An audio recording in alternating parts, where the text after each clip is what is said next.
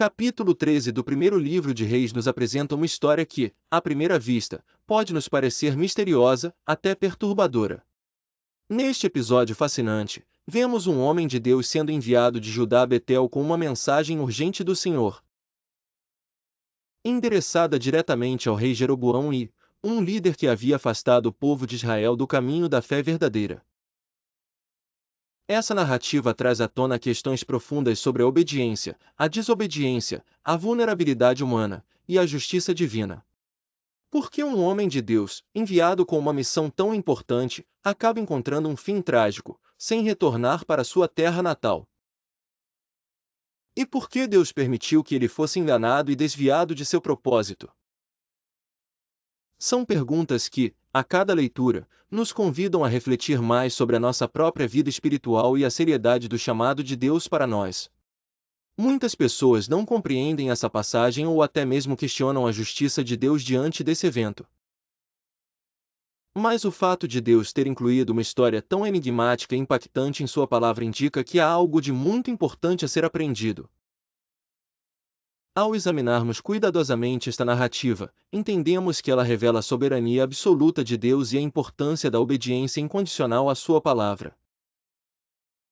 A jornada desse profeta nos lembra que, ao caminhar com Deus, não há espaço para dúvidas ou influências externas, a obediência ao Senhor é algo sagrado e imutável. No vídeo de hoje, você vai descobrir tudo o que a Bíblia nos ensina sobre o profeta de Judá, que foi morto por um leão após desobedecer uma ordem direta do Senhor. Prepare-se, pois essa é uma história que vai além das aparências, revelando verdades espirituais profundas que ressoam até hoje. A divisão do reino. O contexto histórico de um tempo de crise espiritual. Para entender completamente o impacto desta história, precisamos voltar no tempo e observar o momento crítico em que ela ocorre. Após o reinado glorioso de Salomão, Israel, que uma vez fora um reino unificado, foi dividido em duas nações.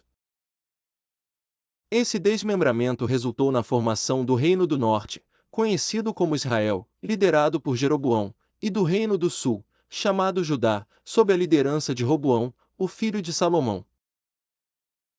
Jeroboão recebeu permissão de Deus para governar Israel, mas ele não tinha a mesma permissão para dividir a adoração do povo.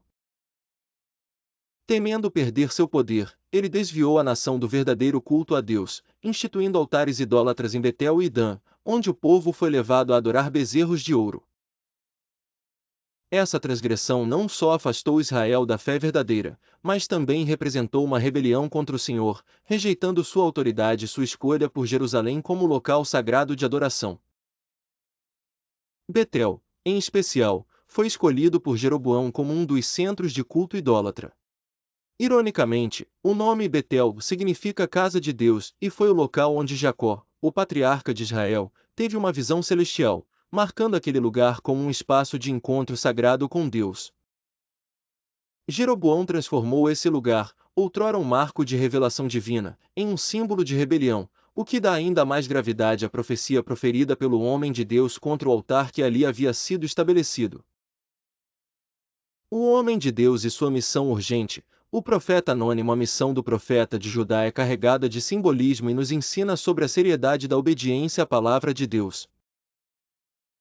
A Bíblia não menciona seu nome, o que nos leva a uma reflexão ainda mais profunda. Quem ele era não importava, o que importava era sua obediência à mensagem divina. Muitas vezes, Deus escolhe pessoas anônimas, aparentemente comuns, para realizar feitos extraordinários, lembrando-nos de que a verdadeira autoridade e poder vem de Deus e não de nossa posição ou prestígio. Ao chegar a Betel, o profeta confronta Jeroboão e profetiza contra o altar, anunciando que ele se racharia e as cinzas se espalhariam, uma declaração profética que, de fato, se cumpriu instantaneamente. Esse sinal visível do poder de Deus e de sua rejeição à idolatria de Jeroboão causou grande temor no coração do rei.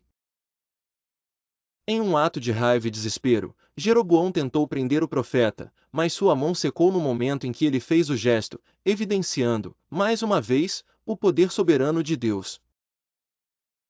A tensão e o engano. Um teste de fidelidade. A história poderia ter terminado ali, com o profeta retornando a Judá e sendo lembrado como um herói da fé. Mas o que se segue é uma das reviravoltas mais surpreendentes da narrativa bíblica. Deus instruiu o profeta a não comer nem beber em Betel e a não retornar pelo mesmo caminho por onde havia vindo. No entanto, ao retornar, ele é abordado por um velho profeta, que mente ao dizer que Deus havia enviado um anjo para mudar a ordem inicial e que ele deveria ir à sua casa para comer e beber. O profeta de Judá é convencido pela falsa palavra do velho profeta e, ao aceitar esse convite, desobedece a Deus. Esse episódio ressalta como até mesmo os servos de Deus podem ser vulneráveis ao engano, especialmente quando o engano parece vir de uma fonte confiável. É um alerta poderoso para nós, pois muitas vezes, os enganos que enfrentamos vêm de lugares inesperados e de pessoas que aparentam ser confiáveis. O juízo divino, a morte trágica do profeta de Judá logo após desobedecer, a sentença de juízo é pronunciada, o profeta de Judá não retornará para casa, mas encontrará um trágico fim em seu caminho. E assim acontece. Enquanto viajava de volta para Judá, ele foi atacado e morto por um leão. Curiosamente, o leão não devorou o corpo do profeta, nem o jumento em que ele estava. Este detalhe chama a atenção, pois evidencia que aquilo não foi um ataque aleatório, mas um juízo direto de Deus.